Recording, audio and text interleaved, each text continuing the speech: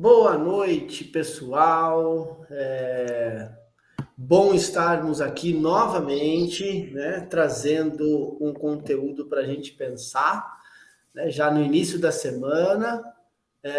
Espero que vocês todos, que o final de semana de vocês, né, foi de alegria, de tranquilidade, de descanso e de recarregar as baterias, né, porque a semana toda tem um monte de compromisso e a gente precisa dar conta deles, né?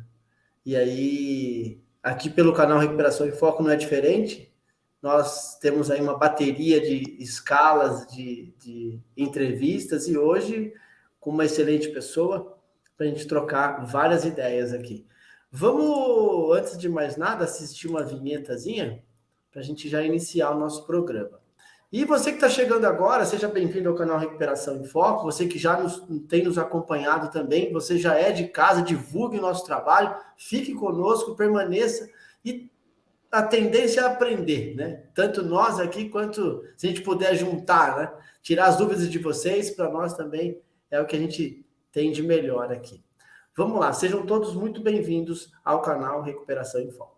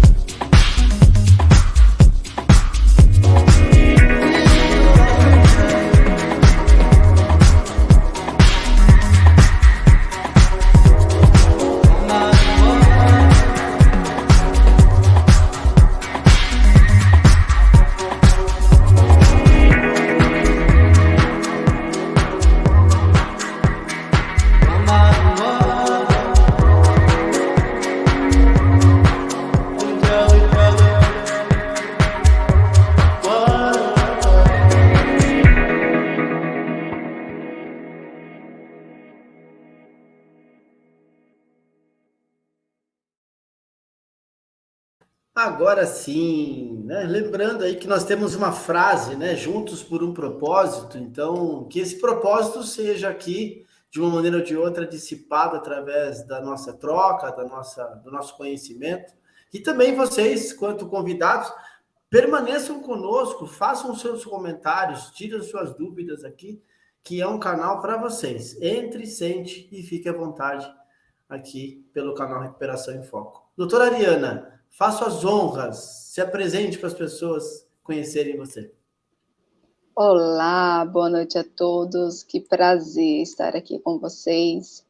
Como que o próprio Jaime falou, né, estamos iniciando uma semana, não podemos deixar de falar, né, que é a segunda semana de setembro, e setembro é um mês ao ponto que a gente trabalha a conscientização, né, da saúde mental e a prevenção contra o suicídio, né, então não poderíamos iniciar o mês aí sem falar um pouquinho, né, desse processo de saúde mental junto à família, né? E quando a gente fala de recuperação, a gente fala de saúde mental. Sou Ariana, sou psicóloga, sou formada, a própria apresentação do Jairo na divulgação foi fantástica, né? Quando a gente para resumir um pouquinho a nossa formação, é onde que a gente vai vendo a dimensão aí do nosso conhecimento. Tem algumas especializações, especialização da psicanálise dentro do olhar do dispositivo de internação, né? Olhar essa escuta do sujeito dentro de um processo de intervenção prévia. Tenho atuação também na parte farmacológica, especializações, enfim.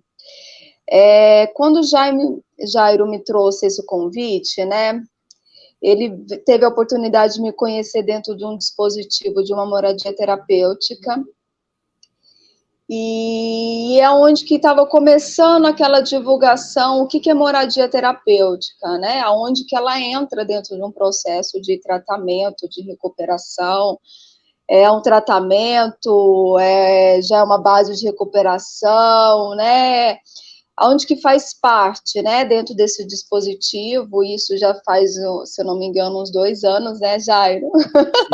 Estávamos aí namorando aí, e aqui estamos, né, que alegria.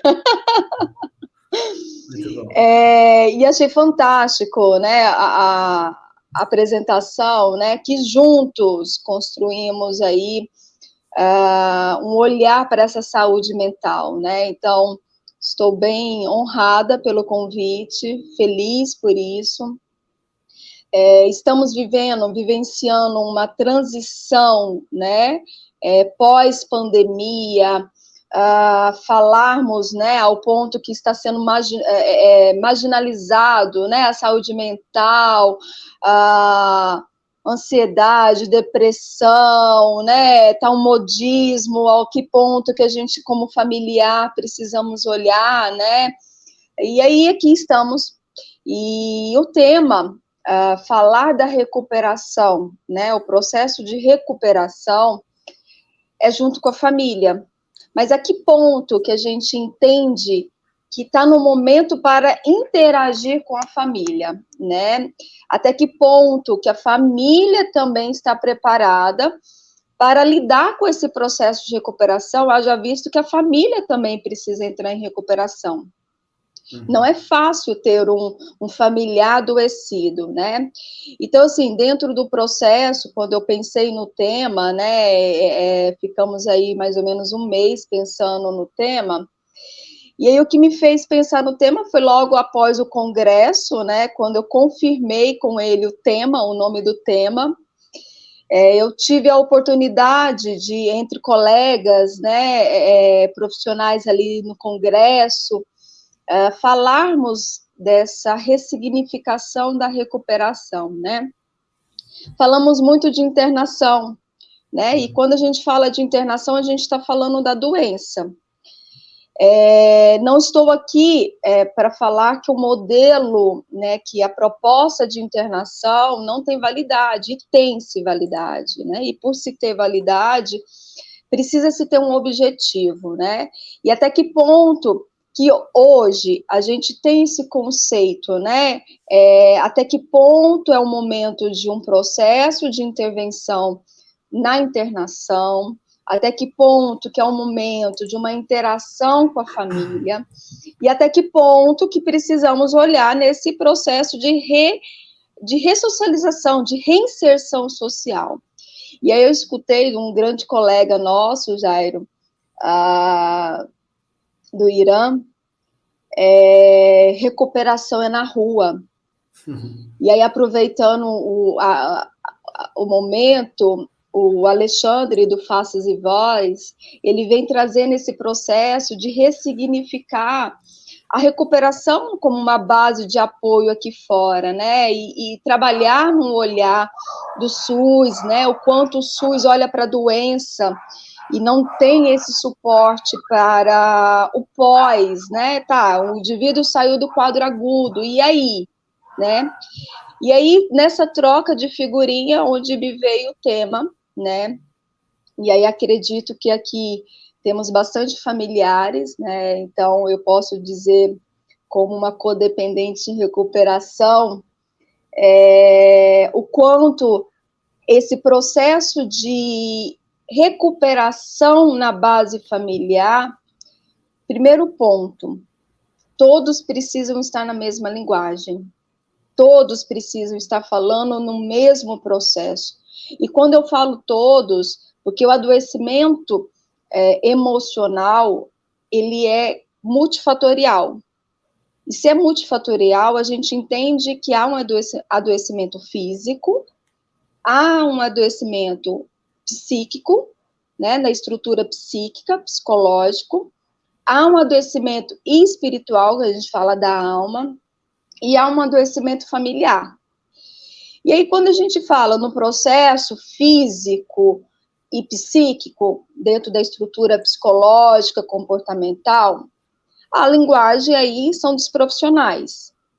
Quando a gente vai para a esfera de uma espiritualidade, quando a gente vai para a esfera de uma família, percebe que a gente já começa a ampliar esse olhar, né? A gente trata primeiro a estrutura física, psíquica, estabiliza os seus sintomas, os seus sinais, e a gente começa a olhar já para um olhar mais amplo. E aí, quando a gente começa a tratar esse ponto, muitas vezes há uma divergência muito grande da nossa comunicação, né? A equipe, os profissionais que estão acompanhando, os grupos de autoajuda, que está dentro desse suporte aí, fortalecendo a sua base psíquica e espiritual, né? Muitas vezes há uma divergência nessa interação familiar. Então, provocar esse tema me fez provocar também o olhar da família nesse processo de recuperação, né? E aí, quando eu comecei a divulgação, né, das lives, o quanto eu recebi mensagens de famílias. Nossa, então eu vou poder ter o meu familiar aqui dentro de casa, né? Então eu vou poder ter ele aqui, ele vai estar em recuperação. Eu falei, sim, uma vez que você esteja também em recuperação, uma vez que você também se torne parte disso. E aí, dentro desse propósito, não poderia falar das fases motivacionais. A gente fala dentro do saber profissional, é o aspiral da mudança, né? E aí, falar sobre o aspiral da mudança, a gente falamos também de sintomas e sinais da doença no paciente, no indivíduo que está adoecido, mas também falamos de sinais e sintomas do adoecimento da família. E o quanto a gente começa a estender esse olhar para a família distancia. Opa, então aí eu já não quero mais, então está em recuperação o meu familiar aqui dentro, né? Se eu preciso também cuidar dos meus sinais e dos meus sintomas, se eu preciso fazer esse olhar também cultural, né? Se eu preciso olhar também para as minhas feridas, para as minhas dores, ao ponto que isso impacta também ao outro, né? O meu familiar, o meu... a gente fala dentro do amor exigente, né? O nosso desafio. Aí eu já não quero estar, eu não quero ele aqui, né? Eu prefiro que ele vá para um acompanhamento psicológico, ele volte para um processo de internação, vamos ver direitinho um processo de uma ressocialização.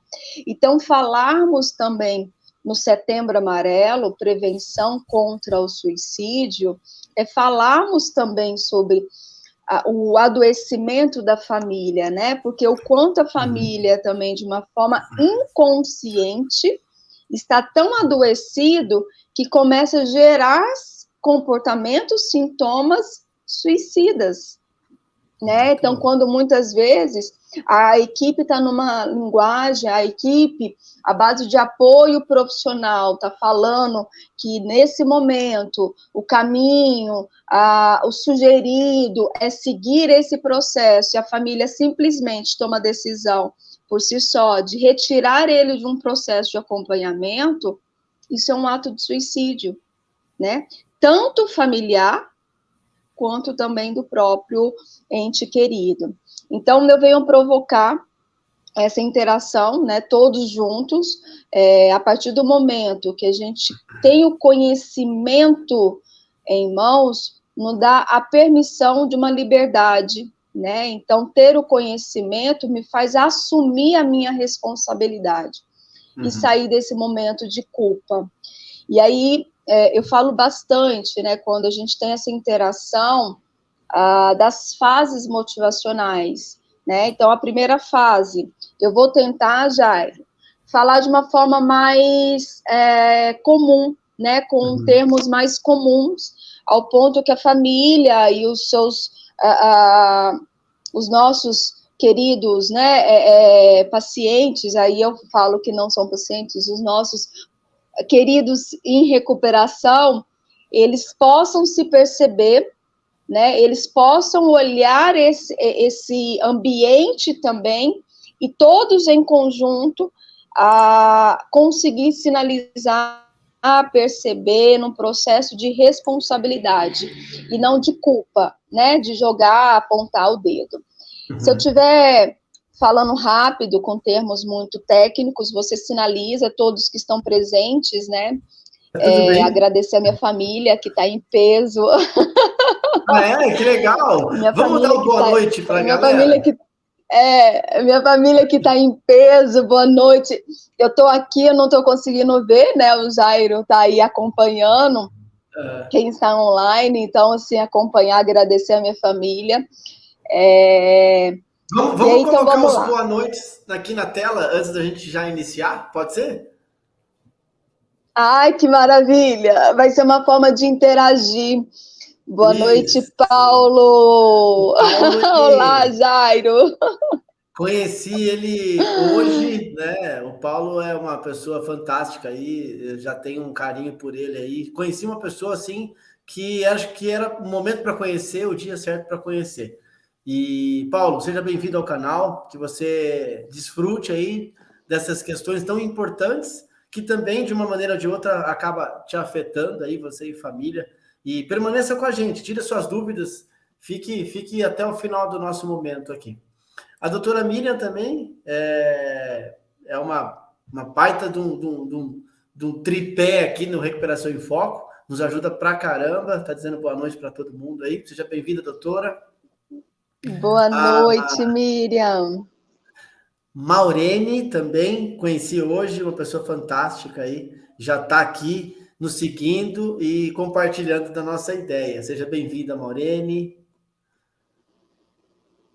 A gente tem aqui o Fábio Cardoso dando boa noite para Fábio é nós. um colega de trabalho, é psicólogo.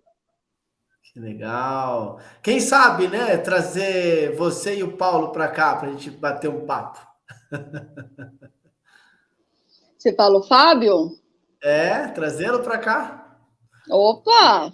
O convite está estendido aí. Tá vendo, Paulo? Profissional também da área. Que Tive a legal. oportunidade de trabalhar com ele na moradia e hoje estamos em alguns projetos aí. Muito bom.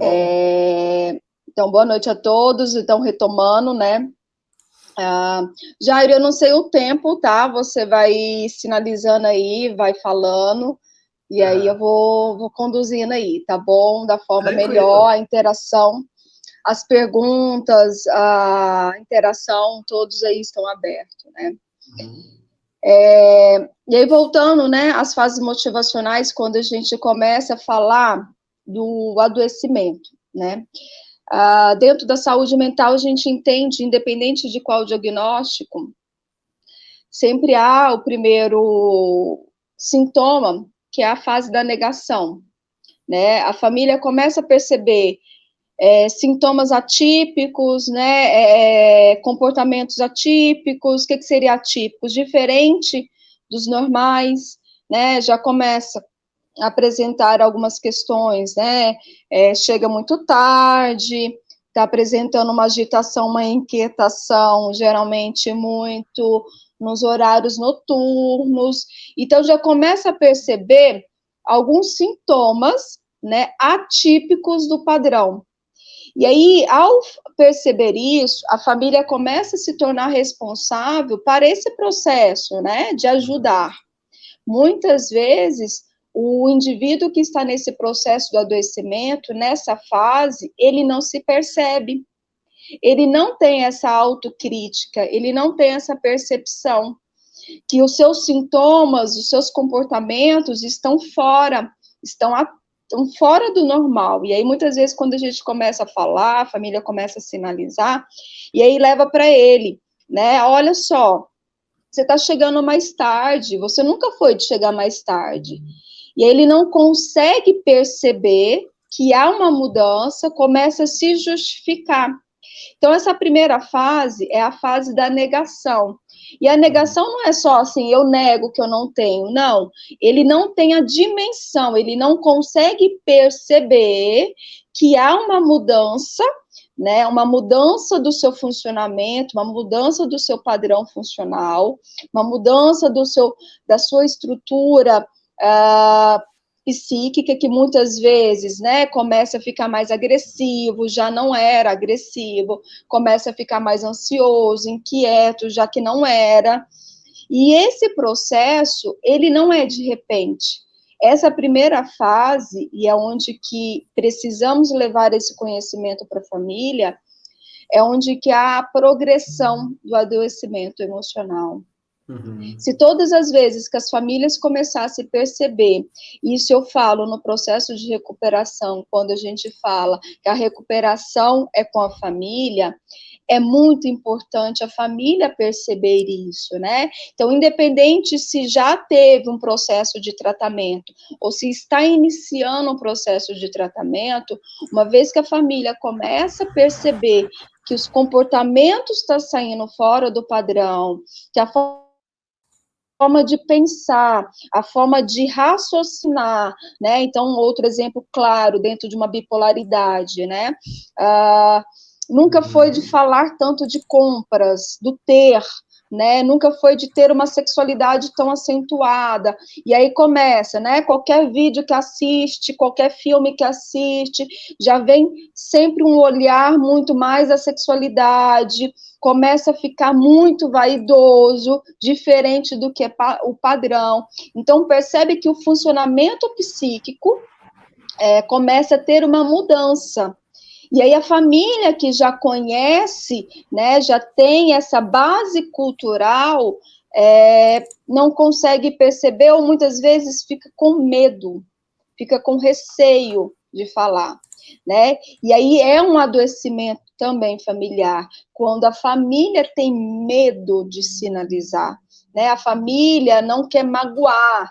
Então, se eu falar para ele que ele só fala de compras, eu vou frustrá-los, e olha só, ele vai sofrer, isso é um sintoma do adoecimento familiar. Então, percebe que ter o seu ente querido em recuperação em casa me faz também estar em recuperação, né?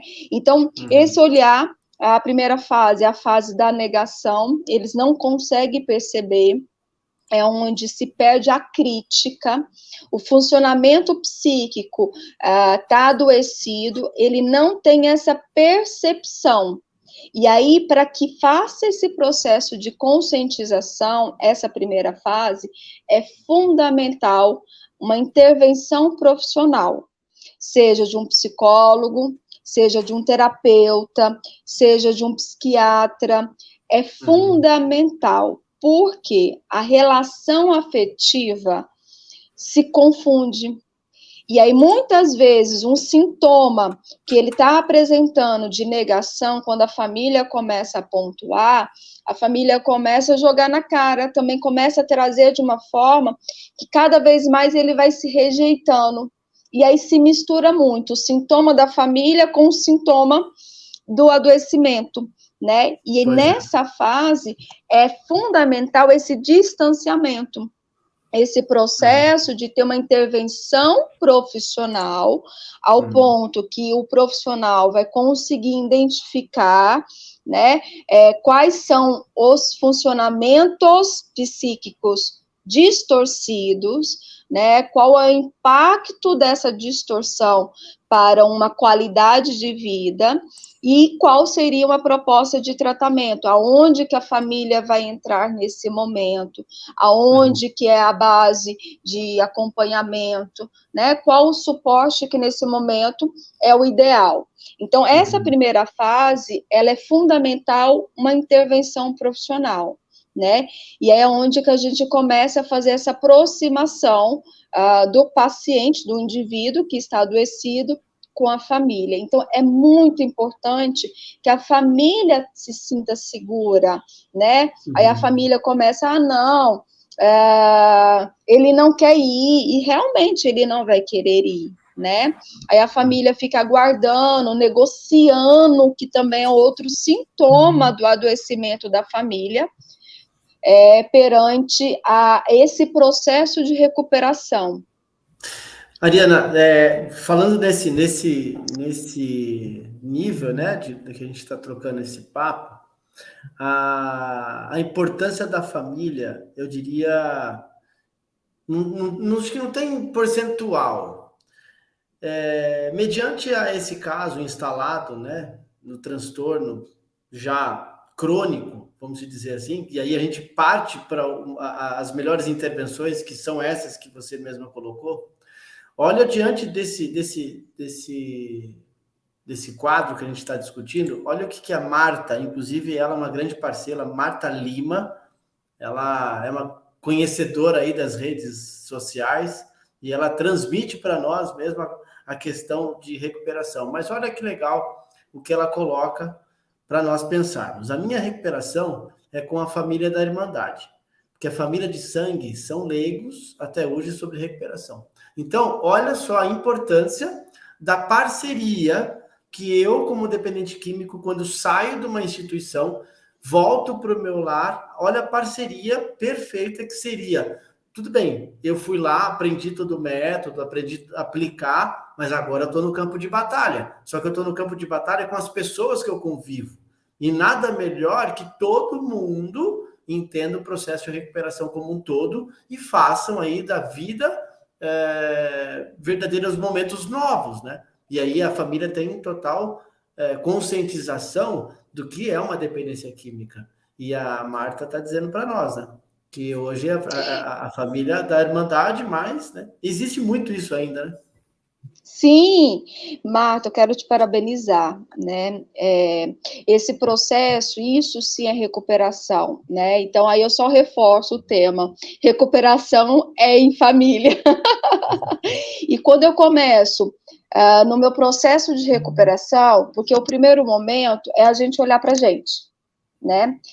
A primeira fase de uma evolução de um processo de recuperação é olhar para a gente. E aí, quando eu começo a perceber que a minha família não dá conta, ela não tem estrutura para esse processo, ela não tem interesse de conhecer, eu começo a ressignificar o que é família, né?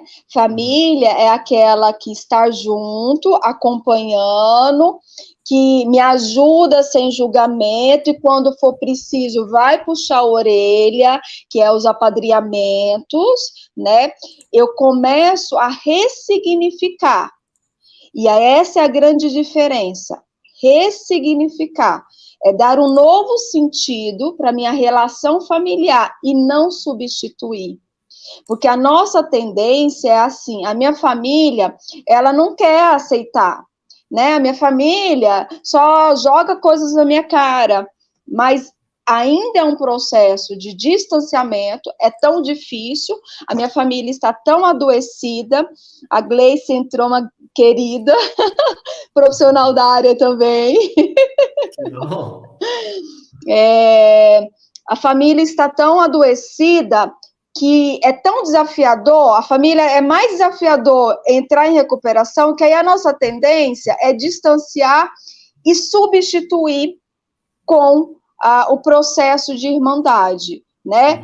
E aí, esse processo de substituição não é saudável. Então, o que a Marta traz eu conseguir identificar que a minha família não tem interesse, não há um sofrimento em mim, né? Eu não fico buscando que ela entenda e julgando, e é isso, eu tô assim por conta que a minha família não quer conhecer.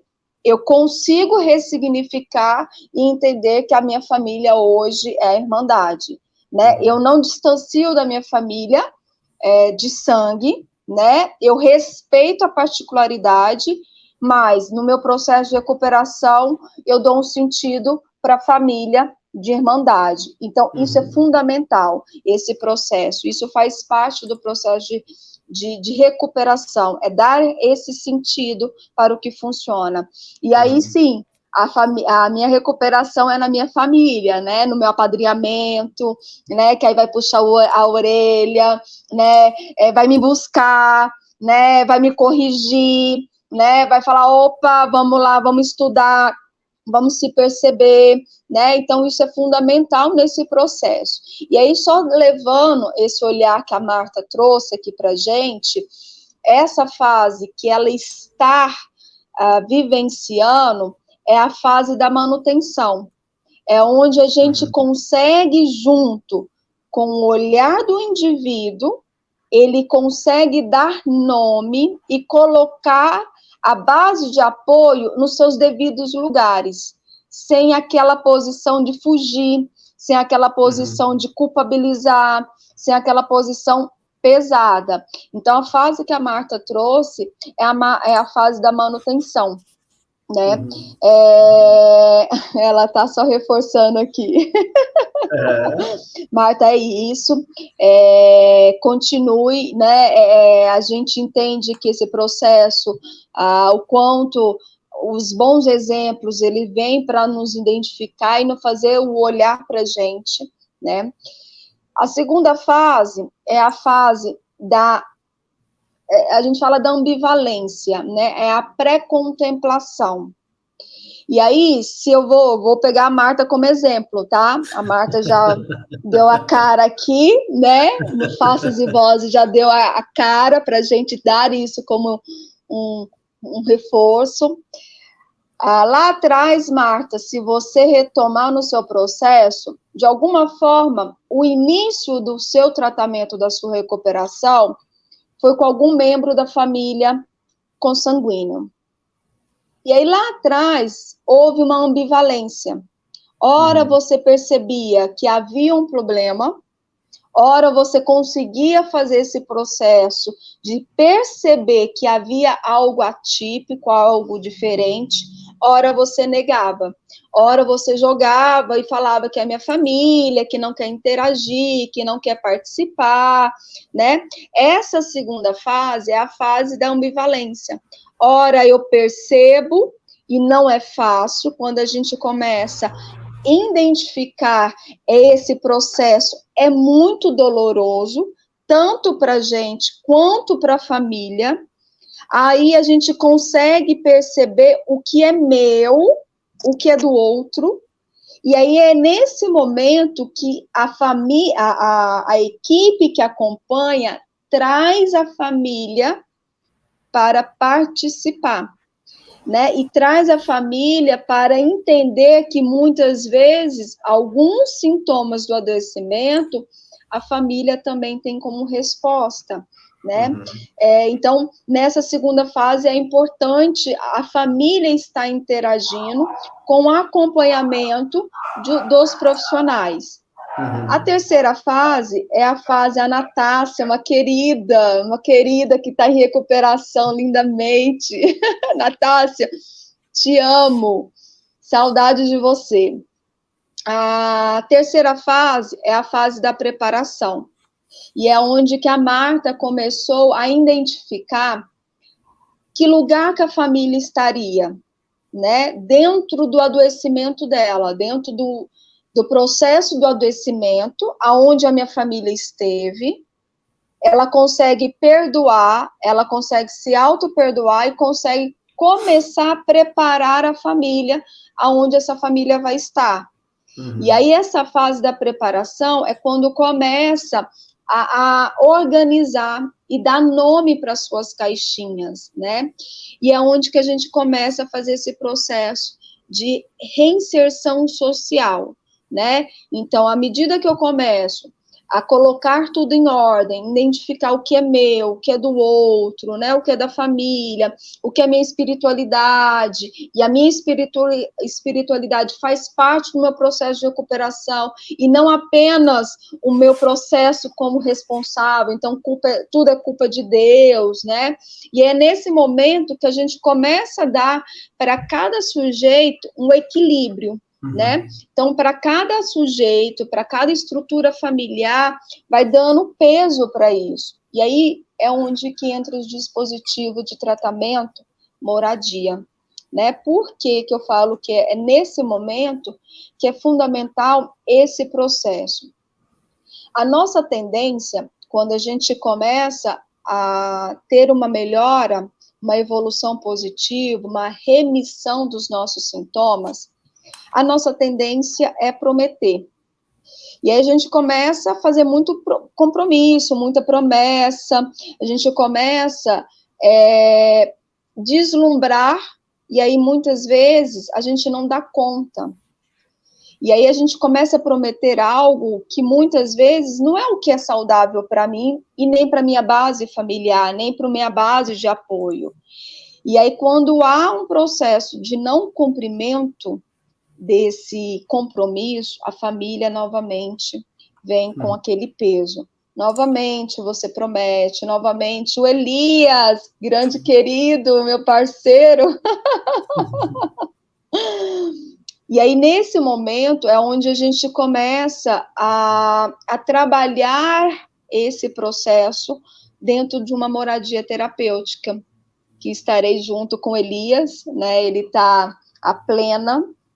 Para quem não conhece, é uma moradia terapêutica, uma residência terapêutica, que já tem um trabalho solidificado aí, está inaugurando a segunda unidade, né, e novos projetos aí estão por vir. E é nesse momento que torna-se importante esse processo. E por que as moradias hoje estão perdendo esse conceito? Porque é um processo muito cuidadoso, porque se não há um acompanhamento profissional, se não há uma supervisão terapêutica, a família fica muito deslumbrada com a evolução, né, com esse processo, com as reparações, os pedidos de desculpa. Não, doutor, agora ele mudou. A família fica muito deslumbrado, e aí quando o paciente, o indivíduo não dá conta, o processo de recaída é muito pesado, né? E isso agrava o adoecimento, tanto do indivíduo quanto da família, porque a família fica desesperançosa, a família já não mais acredita, porque olha só, coloquei tantas energias nisso, né, acreditei, e é o momento que mais precisa desse acompanhamento. E aí o que estão acontecendo? Com essa popularização, né, estamos saturados, e sim, estamos saturados de instituições de internação que vende apenas o isolamento do convívio social, né, não se trata essas fases motivacionais, não se traz a família também para o tratamento, e aí estamos saturados disso. E aí a família no auge e o indivíduo que também está adoecido quer algo novo, e aí nesse querer algo novo começamos aí ter bastantes instituições que só estão dentro de uma metropolitana, mas segue o mesmo isolamento. Então esse momento, cuidado dessa fase para a recuperação familiar é fundamental. E essa interação, ela precisa acontecer com acompanhamento, com os 4 suportes, né? Essa fase é a fase onde que precisa de um acompanhamento psiquiátrico, com uma regularidade mais distante, precisa do acompanhamento psicológico, precisa do acompanhamento terapêutico, precisa do acompanhamento de uma espiritualidade, precisa do acompanhamento e participação da família. E aí pensar nesses 4 suportes e mediar e manejar isso não é fácil. E é onde que a gente começa a trabalhar esse processo. E isso sim é recuperação, né? A gente começa a sair de um isolamento, de uma...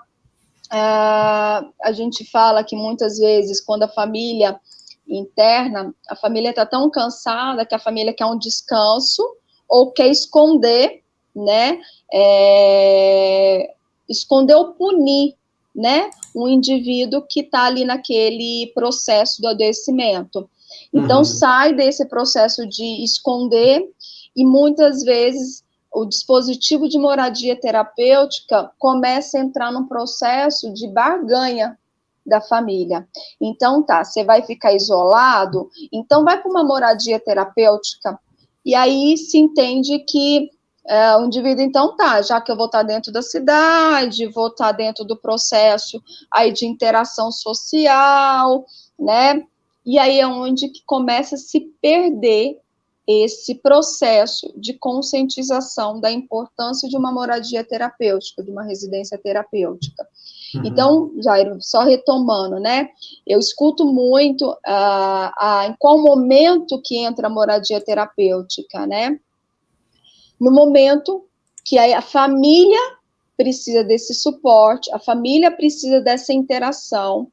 Também conheço vários pacientes que tiveram uma boa aderência no processo de recuperação na primeira fase, mas a partir do momento que ele deseja acessar a esse tratamento, a moradia pode receber. Felipe, que delícia! Jairo, você consegue ler? Felipe Consigo. É um querido, que ele está em recuperação, um exemplo. Vamos lá. Sou adicto vivenciando recuperação há 582 dias. Muito graças a essa incrível profissional, que é a doutora Adriana, que se dedica com muito amor ao próximo em seu ofício. Ajudou a salvar minha vida. Gratidão. E depois ele o Felipe está se apresentando aqui. Eu não estou conseguindo ler. O que ele colocou? Vamos lá.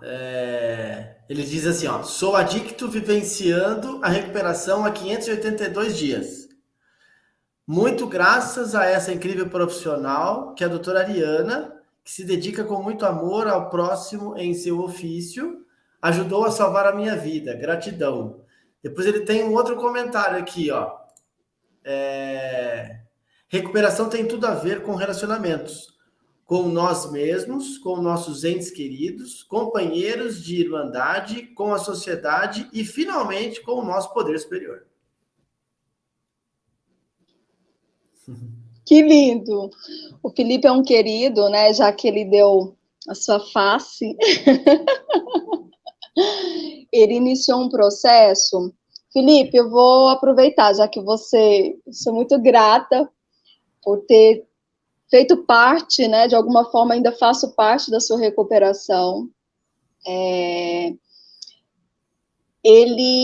Eu conheci ele iniciou o processo dentro de uma moradia terapêutica, né, e aí eu falo que dentro do processo do adoecimento dele, a progressão da adicção dele estava tão agudo, tão crônico, mas havia um real desejo de uma mudança.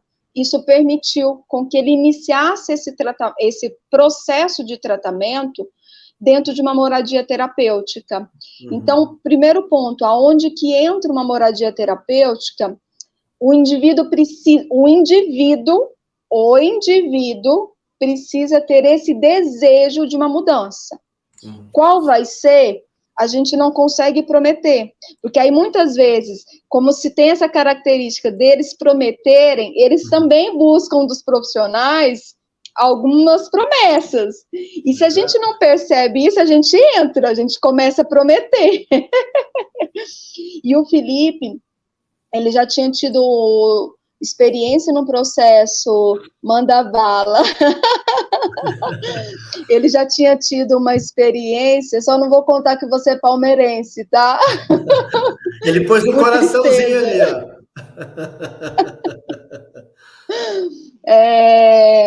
Ele já tinha tido experiências, dois processos de internação, né?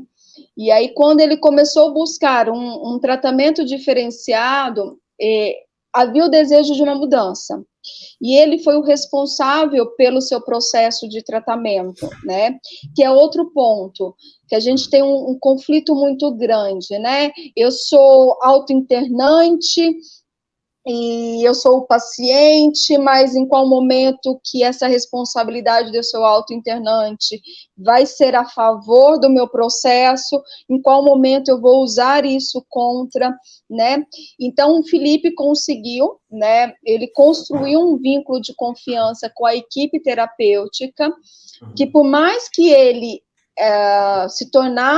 ele foi o seu auto-internante, quando muitas vezes ele se posicionava como autointernante, ainda não era a fase dessa alta ou dessa interação, ele aceitava, né, se contrariando, muitas vezes batendo de frente. E esse é o nosso processo. Aonde que entra o processo de uma moradia é quando o indivíduo, e juntamente a sua família, está consciente que o processo de recuperação, como o próprio Felipe trouxe, inicialmente, primeiro é um indivíduo, e aí, numa moradia terapêutica, a família quer estar junto o tempo todo, quer estar falando, quer... O Felipe teve um caso desse, né? A família ficava buscando, já que o Felipe trouxe, né?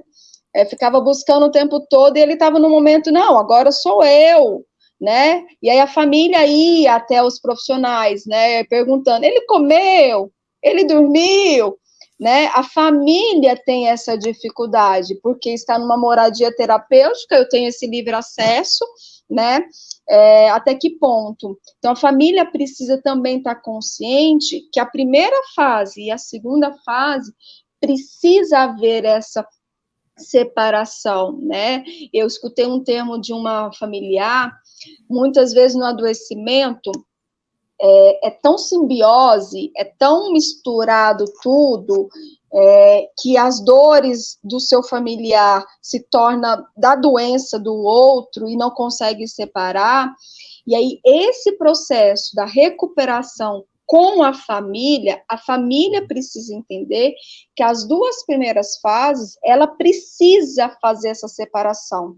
Ela também precisa ir para os grupos de autoajuda, ela muitas vezes precisa de um acompanhamento psicológico, um acompanhamento terapêutico, para perceber que alguns padrões comportamentais, alguns estilos de vida precisa ser mudado, né? Tanto por ela, quanto também para receber esse familiar, né? Eu lembro tanto um caso que a família estava tão adoecida que tinha um horário, aí seguiu no processo de tratamento, onde houve esse distanciamento, né? Dava o horário aonde o seu familiar, o seu filho saía, a mãe entrava num processo de desorganização. Ela não conseguia fazer mais nada. Ela não conseguia. E aí ela tinha um ritual de ir para a sacada e fumar, tomar café. E aí ela não percebia que aquele padrão de funcionamento era um padrão adoecido, que ela ficava ali na sacada acompanhando ele. E aí, quando a gente começa a trazer um terapeuta, né, que tem essa experiência, consegue identificar isso numa anamnese, a gente sinaliza, não, eu só estou lá porque eu gosto da sacada. A família não consegue perceber que também se tem um padrão adoecido. Ah, não, então tá, eu vou parar de fumar na sacada, e porque ele está em recuperação, porque ele... Não, você tem que entender que esse padrão também não é saudável para você. Você entra num processo de desorganização. E aí a família muitas vezes começa a mudar a si perante o outro. E isso também não é saudável. Olha, diante disso, doutora, olha o artigo que eu dei uma pesquisada aqui. Tirei um recorte de um texto. Olha que interessante.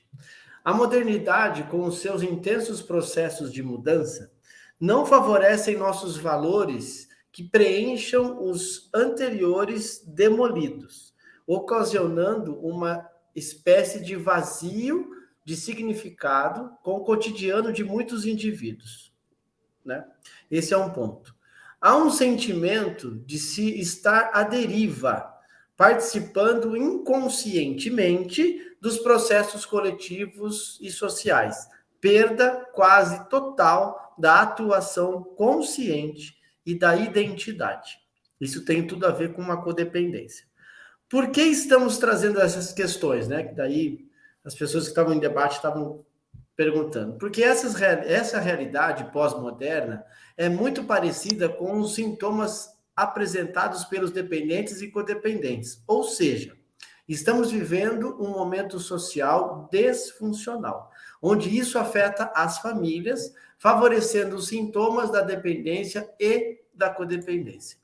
Esse foi um artigo que eu separei, que eu achei super interessante para a gente pensar sobre essa questão da importância da interação da família no processo terapêutico individual. Porque sabemos que tem o lance individual, mas também tem o lance coletivo. Eu não sou ninguém sem o coletivo, e o coletivo não é ninguém sem o Jairo. Então, a gente tem que ter, saber distinguir, como você mesmo falou do início, qual é a minha parte, qual é a parte do outro, mas num todo, né? Para a gente viver em comum acordo. Acho que tem tudo a ver com o que a gente está pensando aqui, né?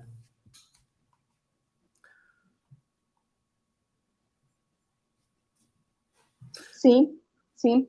E aí, se a gente não traz esse processo de conscientização, de uma recuperação, ela que no primeiro momento, nas primeiras fases, e os 12 passos nos traz esse olhar, né? Até o quinto primeiro passo é esse olhar para dentro, né? Quando a gente começa a olhar isso para fora, trazer esse coletivo, essas reparações, esse todo, muitas vezes a nossa tendência é isolar, é fragmentar, né? Então, o quanto a nossa sociedade, ela trabalha essa fragmentação, não, eu estou pagando um psicólogo, ele está indo na sala, e está tudo bem. Então, está fragmentando o processo de recuperação. Nesse conceito, a nossa sociedade nos reforça isso, né?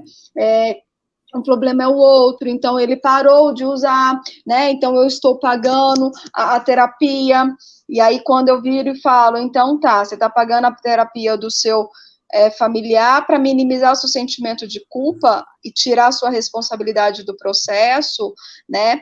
E aí quando a gente começa a trazer esse conceito, a gente começa também a provocar aos seus familiares que eles também estão adoecidos. Então, assim, não tem como um processo de recuperação real, como a própria Marta trouxe, né? Ela conseguiu identificar no seu processo de recuperação aonde a família dela está.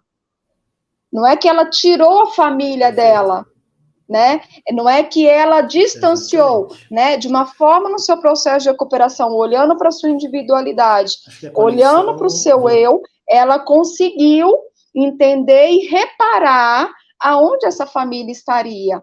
E aí a gente escuta muito, não, ele está indo na sala, né? Então a minha família é essa.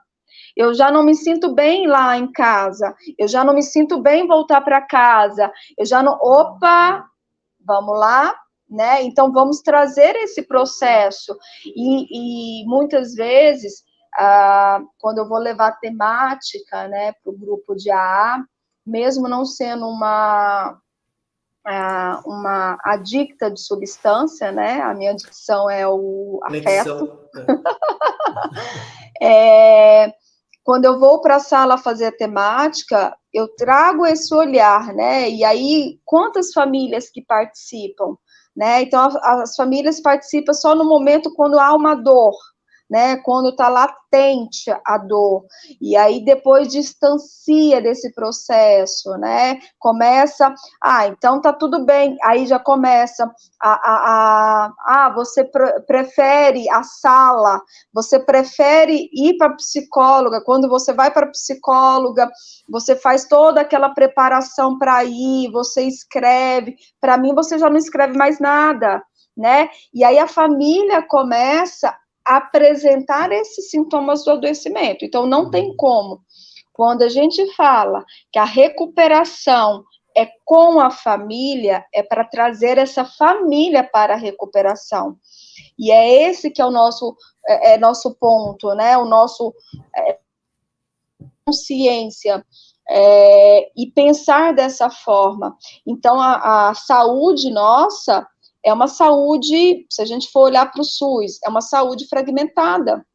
Se a gente for olhar o modelo de saúde mental, né, do SUS, né, os CAPs, são fragmentados, né, é a família, é o horário do grupo da família, é o horário ali, você passa para o TO, e aí a gente vai olhar o processo de um tratamento do SUS, é fragmentado, né, quantos familiares que passam pelo acompanhamento psiquiátrico, né, e aí, não, o usuário do sistema do SUS é o adicto. A família só vem para o suporte para falar com a psicóloga ou com um assistente social. Percebe que há essa segregação. Então, quando a gente começa, e aí eu sou encantada, né, com o Alexandre, quando ele traz o Faces e Vozes, né, porque estamos bem atrasados aí, né, nesse processo aí de saúde mental, principalmente dependência química, pós-tratamento, né? Então, pós o quadro agudo, o que fazer, né? Como fazer? E aí a gente precisa, sim, juntar, né? Esse processo, tudo junto, porque o indivíduo não é fragmentado, né? O indivíduo precisa trabalhar isso. Então, não tem como uma recuperação sem a família. Uma recuperação real, como a própria Marta falou. Hoje eu entendo que a minha família não quer, e aí eu consigo colocar minha família no lugar dela, né? Eu consigo entender que a minha família está aqui, mas eu estou com a minha base de apoio familiar, afetiva, dentro dos grupos de irmandade. A Gleice trouxe aqui uma pergunta. Ó, ela está dizendo assim, ó, eu sou adicta e codependente. Foi muito difícil o retorno da minha recuperação justamente por conta dessa simbiose, dessa junção, né? Eu precisando de ajuda e o esposo e o filho internados simultaneamente. Gente, olha isso. A gente pensa que só tem em filme, né? Mas, Gleice, obrigado pelo teu comentário, obrigado pela tua experiência e obrigado pela tua coragem de se colocar aqui numa posição dessa, onde é um canal aí que a gente está acessando a casa das pessoas aí. Obrigado pela oportunidade de te conhecer aqui na nossa live. E olha que coragem, né? Porque para poder sair dessa, né? Adicta e codependente. 2 desafios, né? E lindamente ela está em recuperação, né? Quando eu conheci a Gleice, eu conheci ela dentro de um grupo de autoajuda, tudo anônimo, que trabalha todos anonimatos, segue os princípios dos 12 passos, mas trabalha todas as adicções, né? Dentro de um grupo, ao ponto que se dá retornos, né? Então, tem companheiros ali que estão à frente, tem 2 psicólogas, que sou eu, a fundadora do grupo, que é a Rose. Eu conheci a Gleice, ela estava no estágio de uma codependência muito grande nessa relação do companheiro e do filho, né?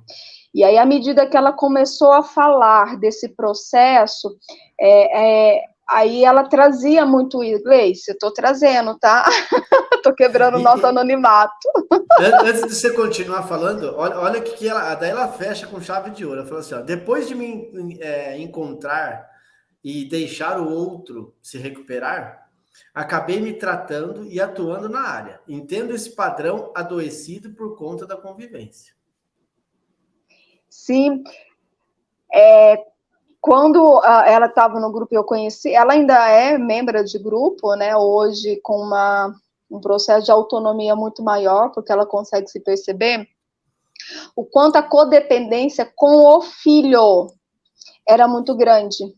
Com o filho, com o marido, ex-marido, né, ex-companheiro, que ela conseguiu fazer essa elaboração, ela conseguiu entender, e o quanto ela conseguiu olhar para ela, né? Então, ela tinha como... O seu texto foi fantástico. Gleice, eu não sei se você escutou quando o Jairo leu, né? quando há esse processo do distanciamento, há um vazio. Imagina, né, o vazio do ninho, a mãe, né, tira isso, né, esse vazio. E hoje, o filho dela está fora do Brasil trabalhando e nem por isso ela se sente com um ninho vazio. Isso é o sinônimo de estar em recuperação, né? Então, o ponto é esse, é conseguir perceber, e aí a gente fala dentro da psicanálise, né? A nossa dificuldade, nossa como ser humano, a nossa inabilidade de lidar com o nosso vazio, né? E a gente tem essa dificuldade de lidar com o vazio, né? E esse vazio, quando ele me dói, ele gera um eco, eu quero preencher. E aí, quando eu começo a querer preencher esse vazio, é quando eu começo a adoecer. Porque eu preciso desenvolver a habilidade de lidar com esse vazio e estar bem, né? Então, a Gleice, de uma forma fantástica, ela começou a lidar com esse vazio, né? Até que ponto ela, como uma mãe, ela fez a parte dela, se perdoou, então havia o vazio da culpa, o vazio do arrependimento, o vazio do sofrimento, porque o filho jogava na cara e ela sofria, e aí ela queria tampar o sol com a peneira, né? Então ela queria tampar esse vazio. E aí, quando ela aprendeu a lidar com esse vazio parou de ecoar. Então, esse é o nosso ponto, o processo de recuperação, tanto para a família, quanto para o dependente químico, para o adoecido, é a habilidade de lidar com esse vazio. E de tempo em tempo, a gente começa a nomear o nosso vazio, né? Então, o Felipe, no processo que ele está vivenciando, de alguma forma ele traz, né? Muitas vezes quando ele manda mensagem, muitas vezes tem diminuído, tá, Felipe? Tem sentido saudade aí. Ele começa a trazer, ele já dá nome para o seu vazio, né? E tá tudo bem, né? Então, assim, esse é o ponto. Quando a gente tem essa habilidade, essa ferramenta de dar nome para o nosso vazio e não procurar preencher, não procurar tampar, é o que nos faz ter uma felicidade em recuperação, né? Então, o seu texto faz todo sentido quando eu estou nesse coletivo e ele está tão adoecido, eu perco tanto a minha identidade que tudo se mistura. Então, quando ele separa, vem um vazio e eu tenho a perca da identidade, né? Então, o primeiro ponto, quando há esse processo do adoecimento crônico, né? Quando há esse processo, precisa ser feita uma intervenção, já há uma perda de identidade, né? Já há uma perda de valores, de família, de posicionamento. A mãe já está no lugar de esposa, a esposa está no lugar de mãe, a filha está no lugar de mãe, o pai está no lugar de irmão, de amigo. Então já há uma perda de uma identidade coletiva. Então, quando a gente faz essa separação, separamos, né, essa simbiose que está tudo misturado, a gente começa a falar, olha, a sua identidade é essa, o seu lugar é esse, você é esse, e cada um no seu processo, né, no seu contato com o poder superior. E quando o Felipe trouxe, né, dentro não é da hierarquia, do processo de maturidade, né, primeiro eu olho para dentro, eu identifico o meu vazio, eu retomo as minhas identidades, os meus valores, a família também, no seu lugar também, eu vou separando, opa, você está invadindo, essa identidade, ela é minha, não vem você dizendo o que eu tenho que fazer ou não vou reproduzir, né, eu te respeito como mãe, e aí começa a fazer essa reparação com a família, né, começa, eu te amo também, a família também, eu te amo, mas eu não permito isso faz parte da minha identidade, eu só consigo me posicionar dessa forma porque eu tenho essa identidade. E aí a gente começa a trabalhar isso para resgatar o poder superior. Por que o poder superior vem num processo dentro da quarta perninha? Porque se a gente não consegue elaborar tudo isso, o poder superior vem preencher esse vazio, e aí eu começo a ser fanático.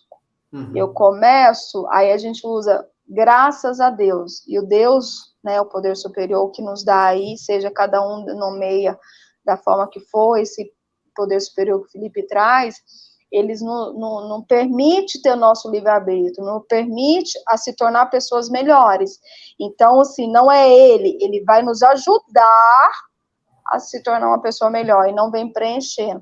Se a gente coloca o poder superior lá na frente, aí começa a transferir essa responsabilidade para esse poder superior, e a gente não traz a nossa responsabilidade diante do processo. Você sabe que quando eu li, eu fiquei me perguntando por que o poder superior veio por último? E agora fez todo sentido.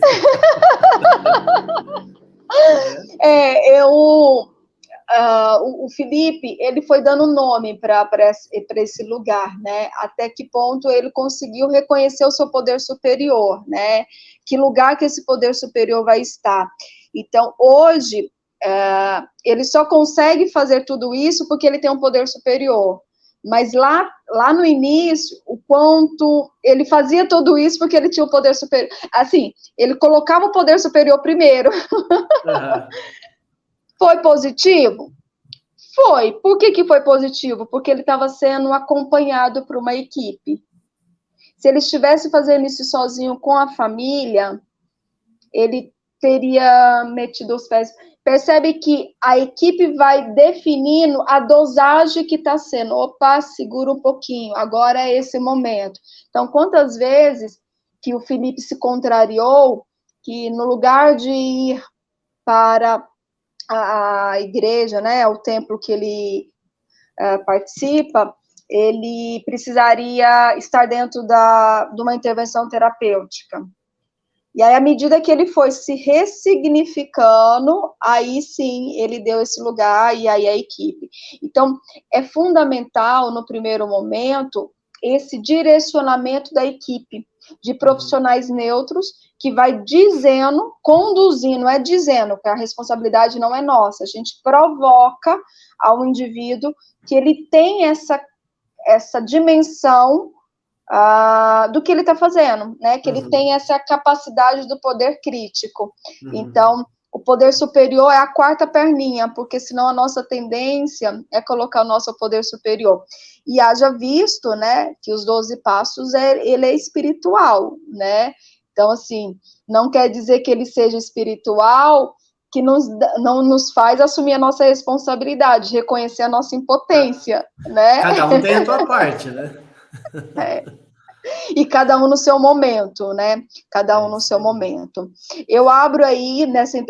Aí eu parei na parte da preparação, da determinação, que é quando já começa a fazer a determinação e a mudança, e se ela não é acompanhada tanto com a família quanto com os profissionais, aí começa a se misturar os sapatos, né? E aí começa a sair um pouquinho de uma proposta de mudança, né? Eu falo muito, eu brinco muito, a nossa tendência é rapidamente, quando está tudo bem, é voltar para o nosso funcionamento antigo. Quando a gente está com a garganta doendo, enquanto ela está doendo, a gente lembra direitinho dos horários do antibiótico.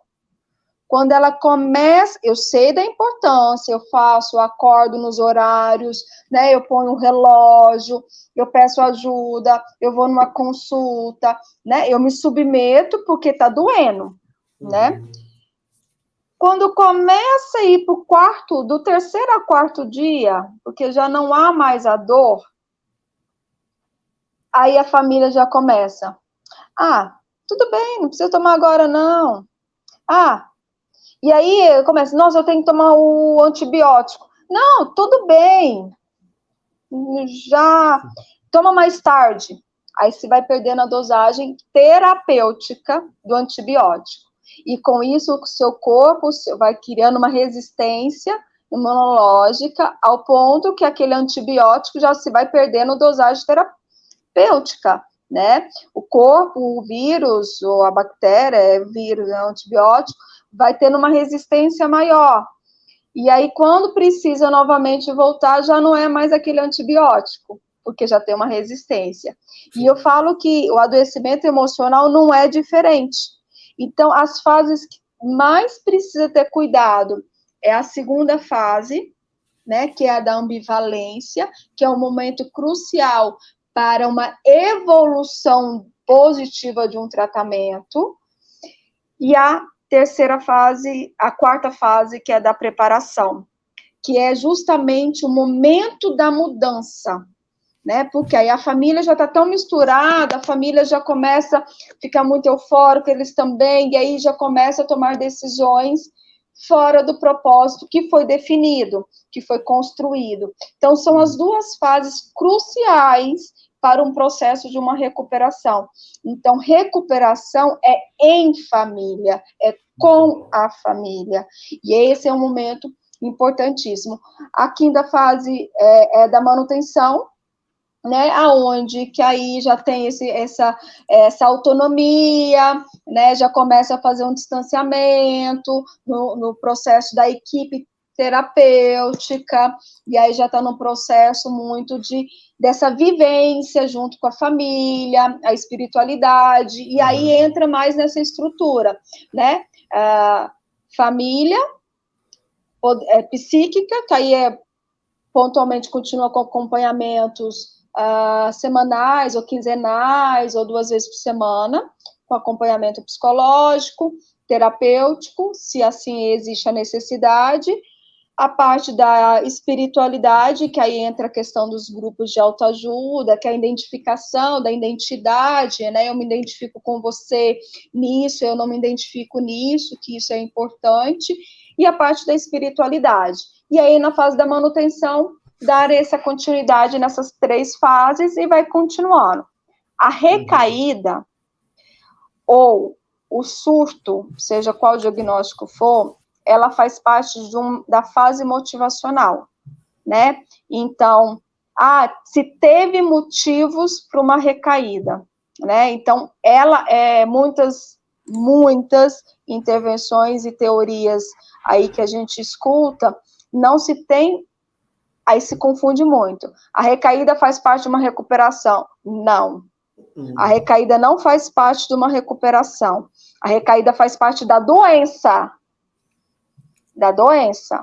Né? Uma vez que já teve as fases motivacionais, a recaída teve uma motivação para a recaída, mas ela não faz parte de uma recuperação. Ela faz parte da doença. E a família é corresponsável por essa movimentação de recaída.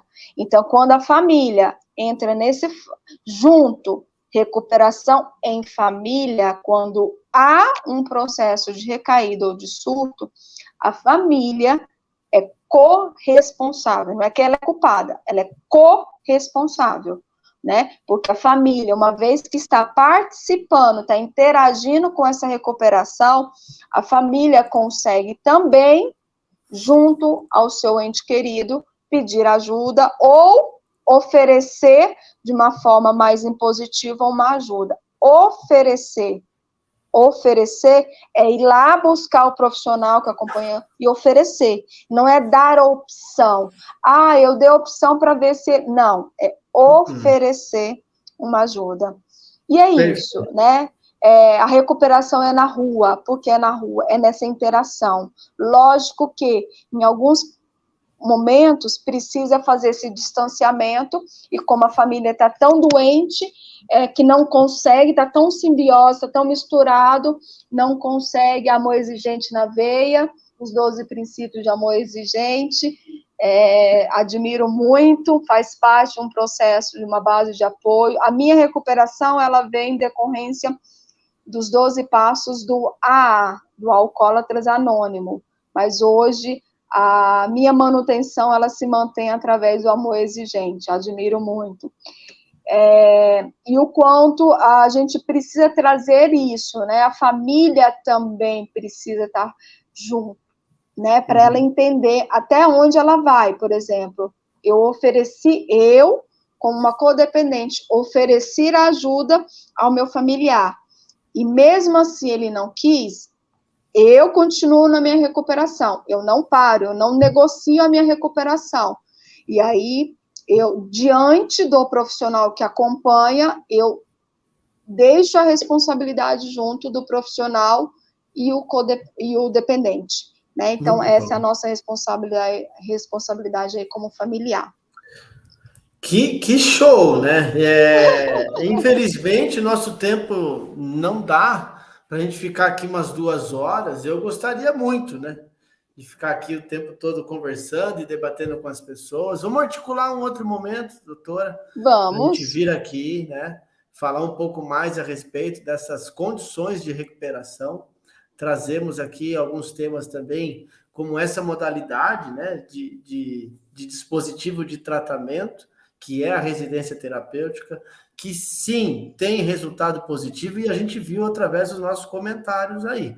As pessoas que já usufruíram desses aparelhos, as pessoas que estão em recuperação, só tem que agradecer essas pessoas, né, de colocar aqui os seus comentários, estarem aqui conosco nessa noite, através do convite da doutora, e que vocês permaneçam, né?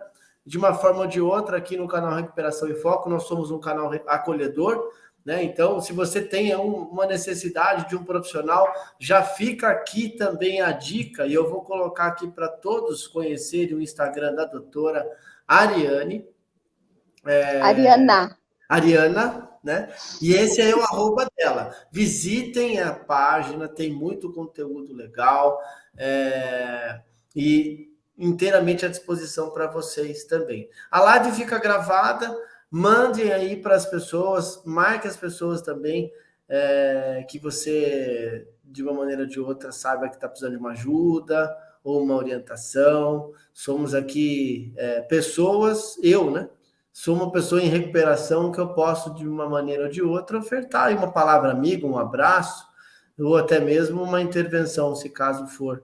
E também tenho certeza que a doutora Ariana e a Plena Residência Terapêutica estão à total disponibilidade de vocês, né, doutora? É isso aí. Agradeço muito o convite, agradeço a participação de todos aqui, de coração. Foi muito em cima da hora, mas assim, a divulgação. Já estávamos namorando há muito tempo, né, Jair? Que a gente volte a falar um pouquinho mais desse processo aqui fora, né? O quanto precisamos trazer conteúdo, né? E é isso, me acompanhe, de alguma forma vou ter novidades aí, estendo aí o convite para companheiros que estão juntos, né? A Natácia, que veio, deixou um oi, um carinho muito grande por ela. E é isso, agradeço todos de coração e espero termos novos encontros. Pois é.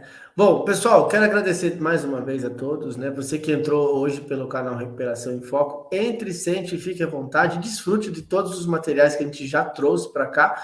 E vou te confessar, temos uma agenda lotada de informação muito legal aí para vocês, né?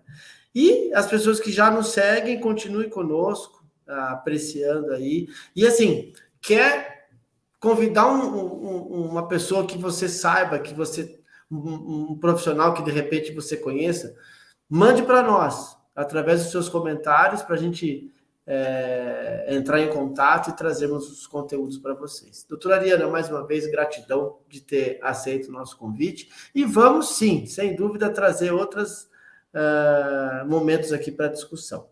Fiquem todos com Deus e até a próxima. Até a próxima. Tchau, tchau. Tchau, tchau.